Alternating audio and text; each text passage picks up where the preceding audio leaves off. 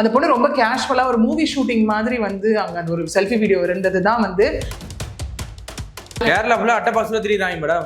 பஸ்ல போறீங்களா அட்டை பாக்ஸ் ஒன்று கேட்குறாங்க. எனக்கு வந்து நடந்த ஒரு ஹராஸ்மெண்ட், செக்ஷுவல் ஹராஸ்மெண்ட், அதை எல்லாருக்கும் காண்பிக்கணும், இந்த மாதிரி தான் நான் வீடியோ எடுத்தேன்னு திரும்ப திரும்ப பேசுறாங்க. தற்கொலை முயற்சிக்கு தூண்டுதல், தற்கொலைக்கு தூண்டுதல் அப்படிங்கிறது கீழே போட்டு இதுக்கு பனிஷ்மெண்ட் பார்த்தீங்கன்னா 10 வருஷம். நான் மீது தப்பே இல்லாம நாளைக்கு நம்ம எப்படி சொசைட்டியை ஃபேஸ் பண்ண போறோம்? இந்த வீடியோ அந்த போன்ல தான் எடுக்கப்பட்டதா, ஏதாவது மேனிபுலேட் பண்ணப்பட்டிருக்கா, இல்ல ஏதாவது எடிட் பண்ணப்பட்டிருக்கா அந்த வீடியோல, இது எல்லாமே ஆய்வுக்கு உட்படுத்தப்படும். பார்வையிலே நமக்கு தெரியும் தப்பா நடந்துக்க முயற்சி பண்றாங்க, என்ன எது நடக்கும்போது ஃபர்ஸ்ட் நான் ஒதுங்குவேன். செல்ஃபி வீடியோ எடுத்துக்கிறீங்க எல்லாமே ஓகே, எடுத்தீங்கன்னா அதை எங்க கொண்டு போய் சப்மிட் பண்ணிருக்கணும்? போலீஸ்ல. யாரா ஒருத்தர் நம்மள தப்பான பார்வை பாக்குறாங்கன்னு தெரிஞ்சா நம்ம முக பாவனை எப்படி மாறும்? கண்டிப்பா முகம் தான் முதல்ல மாறும். அது எதுவுமே அங்க நடக்கவே இல்லையே அந்த இடத்துல. புதிய சிந்தனை நேயர்களுக்கு வணக்கம். இன்றைய சிறப்பு நேர்காணலில் நுழைந்திருக்கும் சிறப்பு விருந்தினர் உயர்நீதிமன்ற வழக்கறிஞர் திருமதி பிரியதர்ஷினி அவர்கள். மேடம் வணக்கம். வணக்கம் சார். எப்படி இருக்கீங்க? நல்லா இருக்கேன், நீங்க எப்படி இருக்கீங்க? நல்லா இருக்கு மேடம். நீண்ட நாட்களுக்கு பிறகு சந்திக்கிறோம். அதுவும் தொடர்ந்து பேசலாம். ஆமா, அது ஒரு ரீல்ஸ் முகத்தால இன்னைக்கு சந்திக்கிறோம். கேரளா நடந்த சம்பவம் பாத்தீங்கன்னா ஒரு ரீல்ஸ் முகத்தினால இன்னைக்கு ஒரு ஆள் தற்கொலை பண்ணியிருக்காரு. அது மாதிரி பண்ணக்கூடாது சொல்லி அதுக்கு ஒரு ரீல்ஸ் வீடியோ போட்டு இன்னைக்கு வந்து ஒரு அவேர்னஸ் ப்ரோக்ராம் மாதிரி பண்ணியிருக்காங்க. இந்த வழக்கை நீங்க எப்படி மட்டும் பாக்குறீங்க? இந்த கேஸ் பொறுத்த வரைக்கும் பார்த்தீங்கன்னா ஆக்சுவலி இப்போ அகெயின் சோஷியல் மீடியாவில் ஒரு ட்ரெண்டான ஒரு விஷயம், அகெயின் பல்வேறு மாதிரியான கமெண்ட்ஸ் திரும்ப வந்துட்டு இருக்க ஒரு விஷயம். ஓகே, அதாவது அந்த பெண்ணுக்கு சாதகமா வந்துட்டு பார்த்தா ஒரு பக்கம் பிரைஸ் பண்ற மாதிரி, அப்ப இப்படிதான் இருக்கணும் பெண்கள்லாம், இவ்வளவு தைரியமா இருக்கணும், இந்த மாதிரி அப்படி பண்ணாங்க அந்த மாதிரியான ஒரு விஷயம். அந்த ஆணை வந்து இல்ல இந்த மாதிரியான தண்டனை ஆண்களுக்கு தேவை அப்படிங்கிற மாதிரி கமெண்ட்ஸும், அதே டைம் அந்த ஆணுக்கு ஃபேவராகவும் அப்பாவே ஒரு ஆணோட உயிரை போடுச்சு என்னன்னு தெரியாம அப்படிங்கிற மாதிரியான விஷயங்கள் எல்லாமே இருக்கு. இது எல்லாத்தையும் தாண்டி அந்த பெண் என்ன ஒரு முறையை வந்து கையாண்டாங்களோ அது சரியா தவறான்னு பார்த்தா தவறுதான். கண்டிப்பா. ஓகே, ஏன்னா இப்போ நீங்களே வந்து ஒரு நம்ம காமனா நம்ம ரிலேட் பண்ணிக்கலாம், பண்ணா நமக்கு ஈஸியா ரெஜிஸ்டர் ஆகும்னு நினைக்கிறேன். இதே அந்த பெண் டிராவல் பண்ண மாதிரி ஒரு பஸ்ல டிராவல் பண்றோம்னு வச்சுக்கோங்களேன், ஃபர்ஸ்ட் என்ன பண்ணுவோம் யூஸ்வலா, நம்மளே நிறைய பார்த்துருக்கோம் பஸ்ல அந்த மாதிரி இன்சிடென்ட்ஸ். ஒண்ணு எனக்கு அந்த மாதிரி ஏதாவது ஒரு சுச்சுவேஷன்ஸ் யாராவது எனக்கு ஏதாவது பண்ணா எனக்கு இன்ட்யூஷன் சொல்லும் இல்லையா, இவங்க ஏதோ பாக்குற பார்வையிலே நமக்கு தப்பா நடந்துக்க முயற்சி பண்றாங்க, என்ன எது நடக்கும்போது ஃபர்ஸ்ட் நான் ஒதுங்குவேன். Correct, first ஒதுங்குவேன். நான் அடுத்தது என்ன பண்ணுவேன், அவங்கள கூப்பிட்டு இதெல்லாம் பண்ணக்கூடாது அப்படின்னு சொல்லி நான் சொல்லுவேன். திரும்ப அவங்க பண்ணாங்கன்னா, இல்ல பஸ்ல அக்கம் பக்கத்துல இருக்கவங்க கிட்ட நான் சொல்லுவேன், இல்ல டிரைவர் கிட்ட கண்டக்டர் கிட்ட அடுத்த விஷயம் சொல்லுவேன். இதெல்லாம் யூஸ்வலா பெண்கள் எல்லாருமே பண்றது. அதுக்கப்புறம் போலீஸ் ஸ்டேஷன் போறது எல்லாமே அதுக்கப்புறம் பெண்கள் பண்ணக்கூடிய ஒரு விஷயம். சில பேர் தப்பான அரைஞ்சிருக்காங்க, அதான் அரையறதும் அந்த இடத்துல இருக்கு இல்லையா, நடந்திருக்கு அந்த இடத்துல அரையறதா இருக்கு. ஆனா யாரும் இது வரைக்கும் வீடியோ அப்படிங்கிற ஒரு விஷயத்த வந்து எடுத்தது இல்லை. இங்கேயும் சில பேருக்கு கொஸ்டின் கேட்கலாம், எங்க பெண்களுக்கு வந்து அப்ப என்னங்க எவிடன்ஸ் இருக்கு, அப்ப வீடியோ எடுத்து வச்சு அதை எவிடன்ஸா வச்சாதானே வேலிடு, பெண்கள் வந்து அவங்களை காப்பாத்திக்க முடியும்னு சில கொஸ்டின்ஸும் நான் பார்த்தேன். கமெண்ட்ஸ் இந்த மாதிரியான டிஸ்கஷன்ஸ் எல்லாமே நான் பார்த்தேன். சரி, நீங்க நடக்குது, நீங்க செல்ஃபி வீடியோ எடுத்துக்கிறீங்க எல்லாமே ஓகே, எடுத்தீங்கன்னா அதை எங்க கொண்டு போய் சப்மிட் பண்ணிருக்கணும்? போலீஸ் ஸ்டேஷன்ல கொண்டு போய் சப்மிட் பண்ணிருக்கணும். இது ஆன்லைன்ல வந்து நீங்க அவேர்னஸ்ன்னு ஒரு விஷயத்த போட்டுட்டு என்ன விஷயத்த ஆஸ் அ ஸ்டெப்பா எடுக்கணுமோ அதை எடுக்கவே இல்லையே. இதே விஷயத்த நீங்க கொண்டு போய் ஒரு போலீஸ் ஸ்டேஷன்ல கொடுத்துருந்தீங்க அப்படின்னா, லீகலா போயிருந்தீங்கன்னா அதுதான் ஒரு மிகப்பெரிய அவேர்னஸா இந்த இடத்துல இருந்திருக்கும். ஒரு பெண்கள் பாதிக்கப்பட்டால் இந்த மாதிரி ரியாக்ட் பண்ணலாம், அதை கொண்டு போய் போலீஸ் ஸ்டேஷன்ல கொடுக்கலாம், அடுத்த கட்ட நடவடிக்கை எடுக்கலான்னு. அப்ப என்ன இருக்கும், ஆஸ் யூஷுவல் மீடியா மூலியமா இந்த வீடியோ கண்டிப்பா வைரல் ஆயிருக்கும். ஓகே, இல்ல இன்னொன்னு என்னன்னு பாத்தீங்கன்னா, நிறைய பேர் இன்னொரு பக்கமும் அந்த பெண்ணை சாடிட்டு இருக்க ஒரு விஷயம் என்னன்னு பார்த்தோம்னா, அந்த வீடியோ எடுக்கும் போது அந்த பெண் வந்து ரொம்ப நார்மலா கேஷுவலா சிரிக்குது மேடம். அதுதான் பெரிய கொஸ்டினா வந்துருச்சு. அதுதான் கொஸ்டின், யாரா ஒருத்தர் நம்மள தப்பான பார்வை பாக்குறாங்கன்னு தெரிஞ்சா நம்ம முக பாவனை எப்படி மாறும்? கண்டிப்பா முகம் தான் முதல்ல மாறும். அது எதுவுமே அங்க நடக்கவே இல்லையே அந்த இடத்துல. அந்த ஆண் அந்த பக்கம் திரும்ப இருந்து இந்த பெண் திரும்ப அதை அட்ரஸ் பண்றது என்னன்னா செக்ஷுவல் லைக் பாடி வயலேஷன் தான் அந்த பெண்ணு திரும்ப அதை வந்து இது பண்றாங்க. இது வந்து ஆக்சிடென்டாவோ மிஸ் அண்டர்ஸ்டாண்டிங்லயோ நடக்கல, இது வந்து எனக்கு வந்து நடந்த ஒரு ஹராஸ்மெண்ட், செக்ஷுவல் ஹராஸ்மெண்ட், அதை எல்லாருக்கும் காண்பிக்கணும், இந்த மாதிரி தான் நான் வீடியோ எடுத்தேன்னு திரும்ப பேசுறாங்க. அந்த வீடியோவும் எடுத்து போஸ்ட் பண்ணிட்டு அதுக்கு ஒரு விளக்க வீடியோவும் கொடுத்துருக்காங்க பாருங்க. அதுதான் இன்னைக்கு யாராலையும் எந்த விதத்திலையும் அக்செப்ட் பண்ண முடியாத ஒரு விஷயமா இருக்கு. அதனுடைய எண்ட் ரிசல்ட் தான் இன்னைக்கு அவங்க அரெஸ்ட் பண்ணப்பட்டிருக்காங்க. இல்ல மேடம், இப்ப ஒரு பெண்ணை வீடியோ போடுறதுனா அதை விசாரிக்க மாட்டாங்களா, அதை பார்க்க மாட்டாங்களா? ஒருத்தன் செக்ஷுவல் ஹராஸ்மெண்ட் பண்றான்னா அந்த பொண்ணு செல்ஃபி எடுக்குது இல்ல, சிரிக்குது இல்ல, அதுவே மக்களுக்கு புரியாதா? ஒரு பொண்ணு ஒரு வீடியோ போட்டு டக்குன்னு பார்க்க ஆரம்பிச்சிட்டா என்ன? இங்க அதுதான், ஏன்னா மக்கள் வந்து இப்போ எப்படி ஆயிடுச்சுன்னா, திரும்ப அந்த சொசைட்டியில இருக்கக்கூடிய அந்த சோஷியல் ரெஸ்பான்சிபிலிட்டின்னு ஒன்று இருக்கு இல்லையா, பார்க்குற மக்கள் வந்துட்டு திரும்ப இதை ஒரு எப்படி சொல்றது, நம்ம வந்து எந்த வித ஒரு ஐடியாலஜி இல்லாமல் நம்ம பார்க்கணும். இப்போ விஷயம் நடக்குதா, ஒரு இஷ்யூ நடக்குதா, நீங்க வந்து இப்போ நிறைய விஷயம் வந்து விமனுக்கு அகேன்ஸ்டா நடக்குது. ஒரு மேல் சாவனிஸ்ட் ஆட்டிடியூட் இருக்கவங்க இருந்தா என்ன பண்ணுவான், அந்த விமானம் அந்த பொண்ணு ஏன் அந்த டைம்ல வெளில அந்த பொண்ணு ஏன் அந்த ட்ரெஸ் போட்டுன்னு போச்சு கோவை சம்பவத்துல நான் பேசுறேன் அந்த பொண்ணு வந்து ஏன் அப்படி அழகா ட்ரெஸ் பண்ணிட்டு நிக்கணும் அப்படின்னு அவனோட ஆட்டிடியூட பொறுத்து தான் பாக்குற பார்வையும் மாறும், அதனை நோக்கியான விஷயங்களும் மாறும். இதே ஒரு காமனா ஒரு பர்சன் ஓப்பனா பார்த்தா ஐயோ அந்த பொண்ணு பாவம் இல்ல அப்படின்னு சொல்லுவாங்க. இதே வந்துட்டு ஒரு ஃபெமினிஸ்ட் அதுல சூடோ ஃபெமினிசம் இருக்கக்கூடிய ஒரு பெண் பார்த்தா தேவைதான், அந்த ஆம்பளைக்கு இது தேவைதான், எவ்வளவு பெண்களை டார்ச்சர் பண்றாங்க அப்படின்னு பார்ப்பாங்க. இல்லைன்னா ஒரு காமன் எதையுமே மனசுல வச்சுக்காம எந்த வித ஐடியாலஜி ஃபிக்ஸ் பண்ணாம பார்த்தாங்கன்னா உண்மைத்தன்மை என்னன்னு புரியும். இங்க நான் கமெண்ட்ஸ் பண்றவங்களையும் அப்படிதான் பாக்குறேன். அவங்க ஒரு விஷயத்த வந்து மைண்ட்ல இருக்கிறது அது கூட ரிலேட் பண்ணும் போது அவங்களுக்கு ஏற்ற மாதிரி அந்த விஷயம் வந்து இங்க மாறுபட்டு அது கமெண்ட்ஸா வெளிவருது இந்த இடத்துல. கண்டிப்பா மேடம். ஆனா இப்ப அந்த பாக்குற பார்வையில தெரியாதா மேடம், ஃபர்ஸ்ட் இந்த பொண்ணு ஏன் தப்பா தான் பண்ணுது, ரெண்டாவது அந்த வீடியோல தெரியுது அவரு திரும்பி நிக்கிறாரு அந்த பொண்ணை டச் பண்ணல. பஸ்ல இருக்கும்போது பஸ் சேர்க்காம போகும்போது கொஞ்சம் இதாகும், மற்றபடி வேற ஒன்றும் கிடையாது. ஆனா அந்த பொண்ணை வாண்டடா அந்த பையனை வந்து விரட்டிட்டு போய் வீடியோ எடுத்திருக்கு, இறங்கும் போதா இருக்கட்டும் இந்த சைடா இருக்கட்டும் அப்படி. ஸோ அது வந்து பார்வைகளுக்கு எப்படி மேடம், அந்த பொண்ணு அழகா இருக்குனால இது மாதிரி அந்த பையனை திட்டிட்டு பையனை எப்படி மேடம்? இன்னைக்கு ஆக்சுவலி பார்த்தீங்கன்னா இன்னைக்கு அதே ஒரு ஏ வீடியோ வந்திருக்கு இல்லையா? அந்த ஏ வீடியோல எப்படின்னா ட்ரெயின்ல அந்த சம்பவத்தை வந்து ரீக்ரியேட் பண்ணியிருந்தாங்க. இல்லை ரீக்ரியேட் பண்ணும்போது அந்த பையன் வந்து கையை உதறிட்டு போறான், அந்த பொண்ணு திரும்ப போய் கையை மேல உராசுறது அந்த மாதிரியான விஷயங்கள். அந்த பையன் வீட்டுக்கு வரும்போது அவங்க அம்மா ஒரு குழந்தை மாமான்னு சொல்லி அந்த குழந்தை வந்து இது பண்ணும்போது அந்த பையன் வந்து அந்த இடத்துல இது வரான். அந்த பொண்ணு அதுக்கப்புறம் யாருக்கோ கால் பண்ணி லைக்ஸ்க்காக நான் பண்ணேன், இந்த விஷயம் செம்மையா லைக்ஸ் வந்துருச்சுன்னு சொல்ற மாதிரியான ஒரு விஷயத்த இந்த மாதிரி இருந்தால் அப்படின்னு சொல்லி ஒரு ரீக்ரியேட் பண்ணியிருந்தாங்க. அந்த விஷயம் அதுவா இந்த சம்பவம் இருக்கோ அப்படிங்கிறது தான் இங்க எல்லாருக்கும் வருத்தமா இருக்கக்கூடிய ஒரு விஷயமாவே இந்த இடத்துல இருக்கு. இன்னொன்று நீங்க சொன்ன மாதிரி முகம் திரும்பி இருந்தது அந்த இடத்துல இல்லையா? ஏன்னா இப்போ ஒன்றும் இல்லை, நம்மளே ஒரு காமனா ஒரு பஸ்ல டிராவல் பண்றோம்னு வச்சுக்கோங்களேன், மார்னிங் அந்த ஸ்கூல் டைம் காலேஜ் டைம்ல ஏறி பாருங்களேன், ஏதாவது என்ன பண்ண முடியும், நம்மளே அதுக்குள்ள கதறுவோம், காலைக்கு கூட இடம் இருக்காது அந்த இடத்துல. ஐயோ கண்டக்டர் இன்னும் ஏத்தாதீங்க இங்க உள்ள நிக்க முடியல, மூச்சு விட முடியலன்னு கத்துவோமா இல்லையா? அந்த கண்டிப்பா இவ்வளோ ஏன் நம்ம வந்து எங்கேயாவது ஒரு வந்துட்டு பேமெண்ட்ல நடந்து போறோம், எங்கேயாவது போறோம்னா ஒரு போற ஃபோர்ஸ்ல டக்குன்னு இடிக்கும், கையும் இடிக்கும், ஏதாவது ஒண்ணு அந்த இடத்துல வந்துட்டு அந்த இடத்துல அது வந்து எப்படின்னா அந்த போற ஃபோர்ஸ் சில பேர் தெரிஞ்சு பண்றவங்க இருக்காங்க, நம்மளால சென்ஸ் பண்ண முடியும் அந்த இடத்துல. சோ எதுவா இருந்தாலும் உடனடியாக காமிச்சு கொடுப்பது அந்த முகம் மட்டும்தான். அந்த பொண்ணு ரொம்ப கேஷுவலா ஒரு மூவி ஷூட்டிங் மாதிரி வந்து அங்க அந்த ஒரு செல்ஃபி வீடியோ இருந்ததுதான் வந்து இங்க எல்லாருக்குள்ளேயும் ஒரு கேள்வி எழுப்பக்கூடியது. அந்த பொண்ணு இன்னொன்று இன்ஃப்ளூயன்சர் கூட இல்லையா? இன்னொன்று அவங்களோட சோஷியல் மீடியா பேஜ்ல எல்லாமே அவங்க வந்து தான் ஒரு கன்சல்டன்ட் சைக்காலஜிஸ்டனும் காமர்ஸ் லெக்சரரும் மென்ஷன் பண்ணிருந்ததாகவும் சொல்லப்படுது. இந்த இன்சிடென்ட்க்கு அப்புறம் அவங்க அக்கௌண்ட் பிரைவேட்டும் ஆக்கப்பட்டுருச்சு இந்த இடத்துல இல்லையா? ஸோ ஒரு இன்ஃப்ளூயன்சரா இப்ப எல்லாருக்கும் எழக்கூடிய கேள்வி என்னன்னா, ஏன் இந்த பொண்ணு வந்து கரெக்டான ஒரு லீகல் பிளாட்ஃபார்மா எடுக்கல?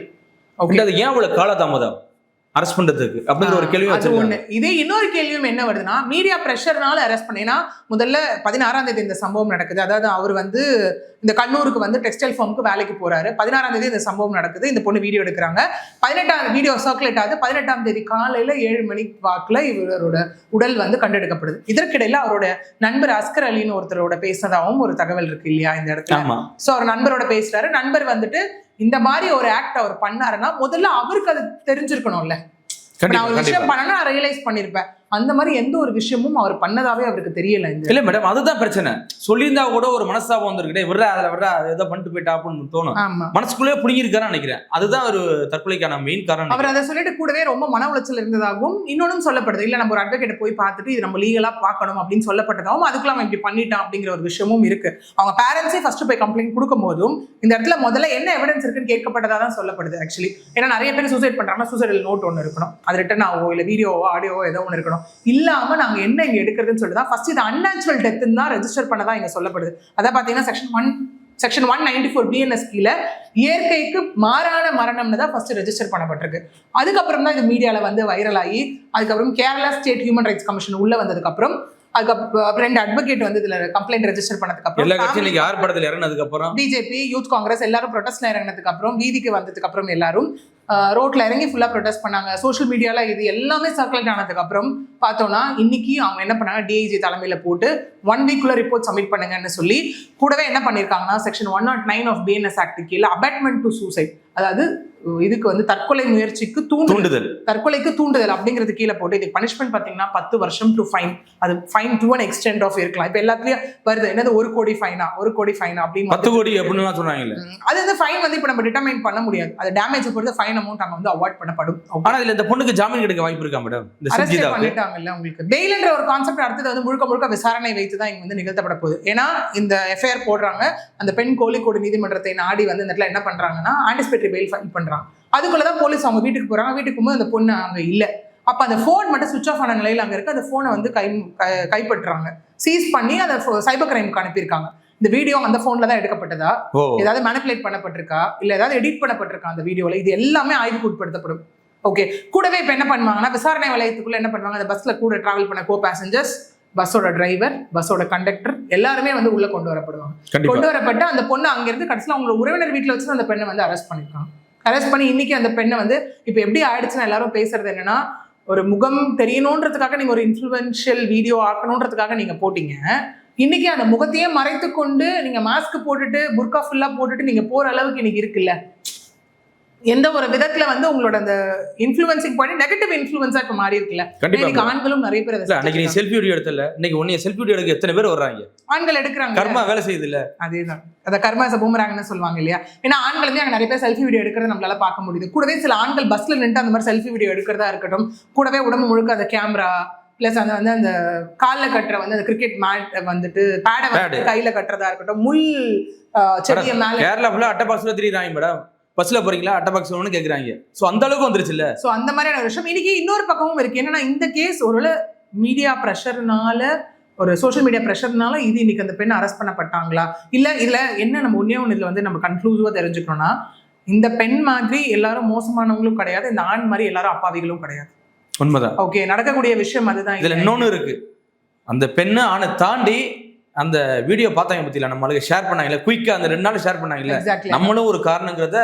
உண்மை அதுதான். இன்னைக்கு ஒண்ணும் இல்லை, நீங்க எடுத்து பாருங்களேன், இப்போ ரோட்லேயே வந்துட்டு எங்கேயோ ஒரு ஆக்சிடென்ட் நடக்குதுன்னா அந்த வீடியோ எடுத்து போடும்போது ஒரு நல்ல கண்டென்ட் வீடியோவோ அந்த மாதிரி போடுறீங்க, அதை தாண்டினா இந்த வீடியோ எவ்வளவு ஷேர் ஆகும். கண்டிப்பா.